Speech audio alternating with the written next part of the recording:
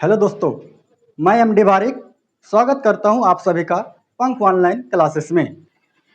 आज मैं आप लोगों के सामने व्याकरण की क्लास शुरू करने जा रहा हूं। मैं एक क्लास आप लोगों का ले चुका हूं जिसमें आप लोगों को बताया गया है कि व्याकरण की किताब में हमें कौन कौन सी टॉपिक को पढ़ना है।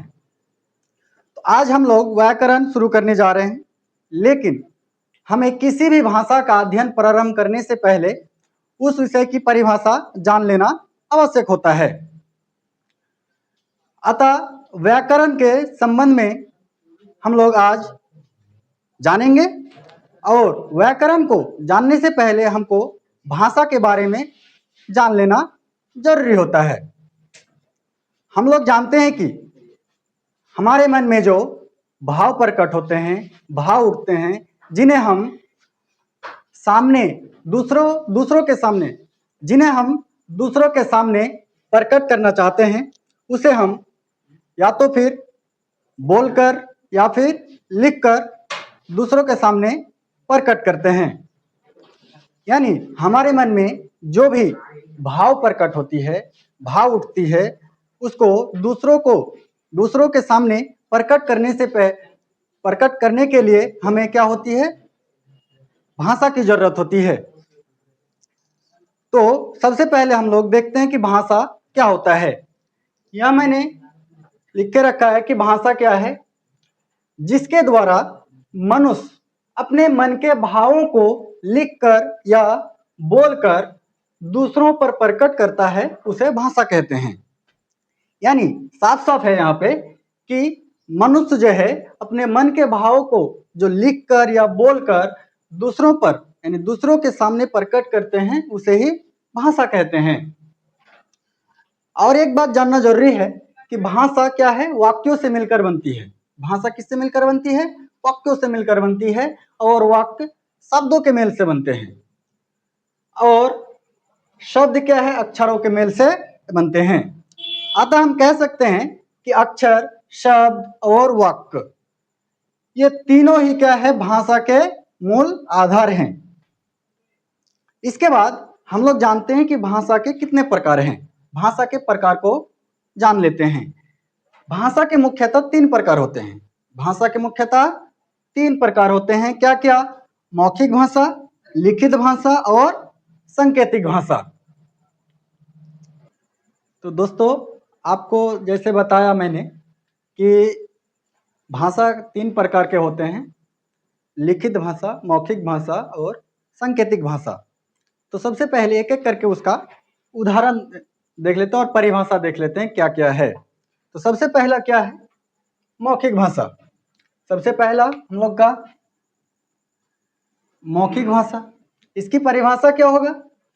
जब हम अपने विचारों या भावों को बोलकर प्रकट करते हैं और दूसरा उसे सुनकर समझता है, तो उसे मौखिक भाषा कहते हैं। यानी हम अपने मन के भावों को क्या करते हैं? दूसरों को बोलकर प्रकट करते हैं, और वो क्या करता है? उस भाषा को सुनकर क्या करते हैं? समझते हैं, तो उसे मौखिक भाषा कहते हैं। यह भाषा का, यहाँ ध्यान देने की बात है कि यह भाषा का क्या है? सबसे प्राचीन और सहज रूप है।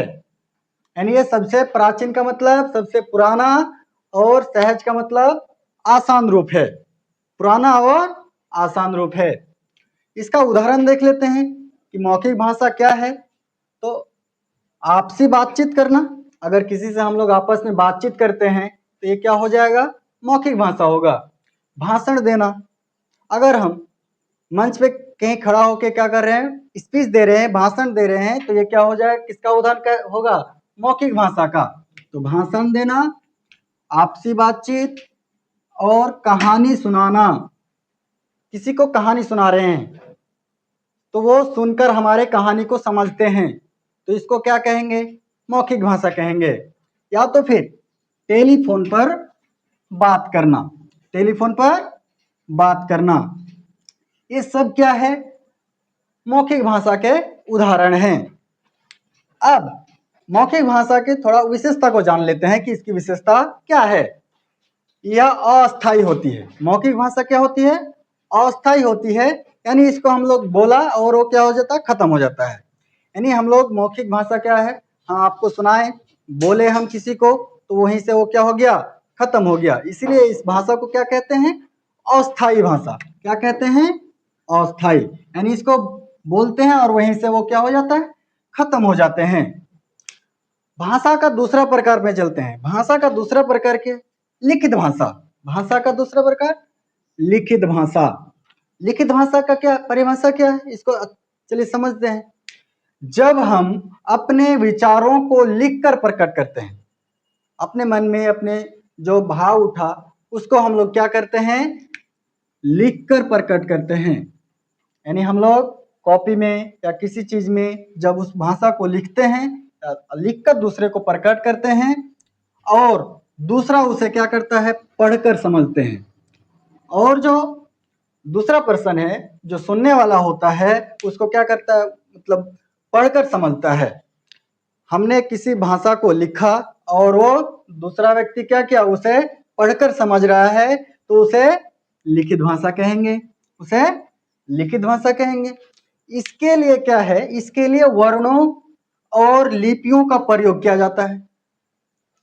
हम आगे क्लास में आप लोगों को समझाएंगे कि वर्ण क्या है, लिपि क्या है, इस सब के बारे में। यानी हम लोग जैसे इसी चीज को हम लोग लिखा, तो हमने लिखा जब हम, तो जब में ज ब है, तो ये सब क्या है? वर्ण है। तो इसीलिए लिखित भाषा में इसके लिए क्या है? वर्णों और लिपियों का प्रयोग किया जाता है। यानी भाषा को किसी दूसरे को प्रकट करने के लिए जो लिखना पड़ता है, तो उसको लिखते हैं, तो लिपि और किसका? वर्णों का प्रयोग किया जाता है। उसके बाद इसका उदाहरण देख लेते हैं कि लिखित भाषा का उदाहरण क्या है। तो लिखित भाषा का उदाहरण होगा पत्र लिखना, समाचार पत्र हो गया, पुस्तकें, या किसी को ईमेल भेजते हैं या फिर व्हाट्सएप में चैट करते हैं। ये सब क्या है? लिखित भाषा का उदाहरण है। यानी किसी को पत्र लिखते हैं या समाचार पत्र पढ़ते हैं या फिर पुस्तकें पढ़ते हैं या फिर किसी को ईमेल भेजते हैं या तो चैट में जैसे बात करते हैं व्हाट्सएप में, ये सब क्या है? किसका? लिखित भाषा का उदाहरण है। इसकी विशेषता को देख लेते हैं। लिखित भाषा की विशेषता, यह भाषा का क्या है? अस्थायी रूप है। अस्थायी मतलब बहुत दिनों तक रहने वाला। अस्थायी रूप है जिसे लंबे समय तक सुरक्षित रखा जा सकता है। ये क्या है? भाषा अस्थायी रूप है भाषा का, और हम लोग इसे लंबे समय तक सुरक्षित रख सकते हैं। इसे लंबे समय तक सुरक्षित रखा जा सकता है। यानी जिस किसी को हम लोग अगर ईमेल लिख दिए तो वो लंबे समय तक उसको रख सकते हैं। जैसे मौखिक भाषा में था कि हम लोग बोलते हैं वहीं से वो खत्म हो जाता है, वो अस्थायी भाषा था। लेकिन ये लंबे समय तक इसको हम लोग स्टोर करके रख सकते हैं, इसको सुरक्षित रख सकते हैं। किसको? लिखित भाषा को। तो अब हम लोग चलते हैं किसमें? भाषा का तीसरा प्रकार सांकेतिक भाषा में। भाषा का तीसरा प्रकार है सांकेतिक भाषा। सांकेतिक भाषा क्या है? इसका परिभाषा समझ लेते हैं सबसे पहले। जब हम अपने विचारों या भावों को ना तो बोलते हैं और ना ही लिखते हैं। हम सांकेतिक भाषा को क्या करते हैं? ना ही बोलते हैं और ना ही लिखते हैं, बल्कि क्या करते हैं? संकेतों यानी इशारों के माध्यम से समझाते हैं, तो उसे सांकेतिक भाषा कहते हैं। यानी सांकेतिक भाषा क्या है? अपने मन के भावों को लिखते हैं और ना ही क्या करते हैं? बोलते हैं, बल्कि क्या करते हैं? संकेतों यानी इशारों के माध्यम से समझाते हैं, उसे क्या कहते हैं? सांकेतिक भाषा कहते हैं। तो सांकेतिक भाषा का उदाहरण क्या है? सांकेतिक भाषा का उदाहरण हो जाएगा चौराहे पर ट्रैफिक पुलिस के इशारे। हम लोग अक्सर देखते हैं जब सड़क पर चलते हैं तो जहां चौराहा होता है वहां पे ट्रैफिक पुलिस रहते हैं। वो हमें क्या करता है? इशारा करते हैं कि हमको क्या जाना है। हमको अगर रुकना है तो ऐसे करके इशारा करता है, अगर दायां जाना हो तो ऐसा करता है, अगर बायां जाना हो तो इधर करते हैं। ये क्या है? संकेत देता है हमें एक कि हमें किधर जाना है, कि हमें ठहरना है। तो यही क्या है? यानी चौराहे पर ट्रैफिक पुलिस के इशारे, यानी ट्रैफिक पुलिस जो हमें इशारा करता है चौराहे पर, वो क्या है?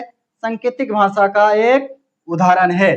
दूसरा उदाहरण देख लेते हैं, मूक बाधिर व्यक्तियों की बातचीत।